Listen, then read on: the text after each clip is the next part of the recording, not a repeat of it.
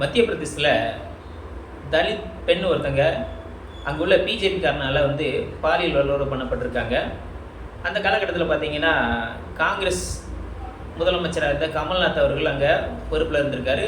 அந்த டைமில் அந்த பெண்ணுக்கு ஏற்பட்ட அந்த அநீதிக்காக அங்குள்ள போலீஸ் ஸ்டேஷனில் என்ன பண்ணியிருக்காங்கன்னா எஃப்ஐஆர் ஃபைல் பண்ணியிருக்காங்க. அதுக்கப்புறமா அதை விசாரித்து அவங்களுக்கு தண்டனை கொடுக்கணும் அப்படிங்கிறது தான் அந்த எஃப்ஐஆரோட முக்கியமான விஷயம். ஆனால் அந்த எஃப்ஐஆருக்கு அப்புறம் பார்த்தீங்கன்னா அந்த ஆட்சி மாற்றம் நடக்குது மத்திய பிரதேசத்தில். அங்கே யார் முதலமைச்சராக வர்றன்னா சிவராஜ் சிங் சௌகான் அப்படின்னு சொல்லக்கூடிய இந்த பிஜேபி நபர் ஒருத்தர் முதலமைச்சர் அங்கே வர்றாரு. அப்போ அவர் வந்ததுக்கப்புறமா அந்த தலித் பெண்ணுக்கு இழைக்கப்பட்ட மிகப்பெரிய கொடுமை அந்த என்னதுன்னா, அந்த பாலியல் வல்லுறவு பண்ண அந்த பிஜேபிக்காரனுங்க கூட்டம் எல்லாம் என்ன செய்யுதுன்னா, நீ இந்த கேஸை வாபஸ் வாங்கு அப்படின்னு சொல்லி அந்த பெண்ணை அடிக்கிறாங்க. அதே மாதிரி அந்த பெண்ணோட தாயை என்ன பண்ணுறாங்க, பொது வெளியில் நிர்வாணப்படுத்தி அவங்கள அவமானப்படுத்துகிறாங்க. அந்த பொண்ணோட அண்ணனை அடித்து கொள்கிறானுங்க. அது மட்டும் இல்லாமல் அந்த பொண்ணுக்கு நீதி கேட்டு போன அந்த பொண்ணோட மாமாவையும் அடித்து கொண்டுறதாங்க. இப்போ சமீபமாக ஒரு வீடியோ மிகப்பெரிய அளவில் பரவிக்கிட்டு இருக்கு. அந்த வீடியோ என்னென்னு கேட்டால், அந்த பொண்ணு தன்னுடைய அண்ணன் செத்து ஆம்புலன்ஸில் இருக்கும்போது அந்த பொண்ணு என்ன பண்ணுதுன்னா கட்டி பிடிச்சிக்கிட்டு கதறக்கூடிய ஒரு விஷயத்தை தான் நாம் சமீபமாக இங்கே பரவிக்கிட்டு இருக்கு. அந்த வீடியோ பார்த்திங்கன்னா 2 வருஷத்துக்கு முன்னாடி உள்ள வீடியோ அப்படின்னு சொல்கிறாங்க. அப்போ அங்கே நடக்கக்கூடிய தலித்துகளுக்கு எதிரான கொடுமைகள் எல்லாம் இவ்வளவு காலதாமதமாக தான் இந்த வெளி உலகத்துக்கு தெரியுது அப்படின்னு சொன்னால், இது தொடர்ந்து பிஜேபி இங்கே ஆட்சியில் இருந்துச்சுன்னா என்ன விதமான சூழல் இருக்கும் அப்படிங்கிறத நீங்கள் சிந்திக்கணும். அப்படிங்கிறதுக்காக வேண்டி தான் நாம் இந்த வீடியோவில் உங்களுக்கு முக்கியத்துவப்படுத்தி பேசுகிறோம். அது மட்டும் இல்லாமல் இந்த பிரிஜ்வல் ரேவண்ணா அப்படின்னு சொல்லக்கூடிய இந்த தேவகோடோட பேரன் அவன் பலவிதமான பெண்களை ஃபுல்லாக என்ன பண்ணியிருக்கான், பாலியல் வல்லுறவு பண்ணியிருக்கான்.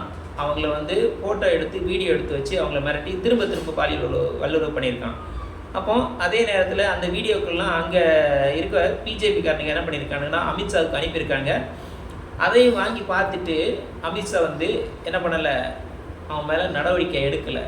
அன்றைக்கி மோடியும் அவன் மேலே நடவடிக்கை எடுக்கலை. அதனால தான் பிரிஜ்வல் ரேவண்ணா என்ன பண்ணியிருக்காங்கன்னா இன்றைக்கி இங்கேருந்து ஓடி போய் ஒழிஞ்சிக்கிட்டு நான் 31ஆம் தேதி வரேன் 30ஆம் தேதி வரேன் அப்படின்னு சொல்லிட்டு இப்போ ஒரு நாடகத்தை நடத்திக்கிட்டு இருக்கான் அப்படின்னு தான் நம்ம சொல்லணும்.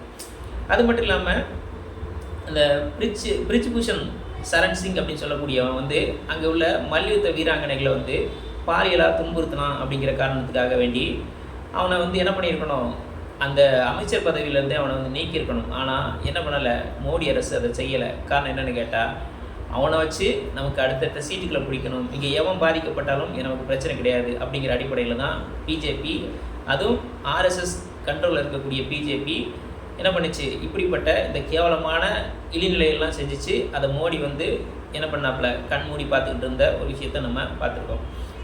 அப்போது அங்கே பாதிக்கப்பட்டதும் பெண்கள், அதே மாதிரி பிரிஜ்வல் ரேவண்ணாவால் பாதிப்புக்கு ஏற்படுத்தப்பட்டதும் அதிகமான பெண்கள்.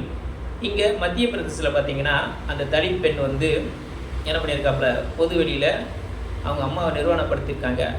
எதுக்கு, அந்த பெண்ணை பாலியல் வல்லுறவு பண்ணதுக்காக வேண்டி, நீதி கேட்டு போனதுக்காக வேண்டி இவங்க தன்னுடைய அண்ணன், தன்னுடைய மாமா, இப்போ பார்த்திங்கன்னா அந்த பெண்ணும் இறந்து போயிட்டாங்க அப்படிங்கிற மாதிரியான ஒரு செய்தி பரவிருக்கு. அப்படிங்கும்போது இவங்கெல்லாம் ஆட்சிக்கு வந்தால் இந்தியாவில் அது தமிழ்நாடு உள்ளிட்ட அனைத்து மாநிலங்களிலும் இவங்க இரட்டை இன்ஜின் ஆட்சி அப்படின்னு சொல்லி இவனுங்க சொல்லிக்கிட்டே இருக்கிறானுங்க.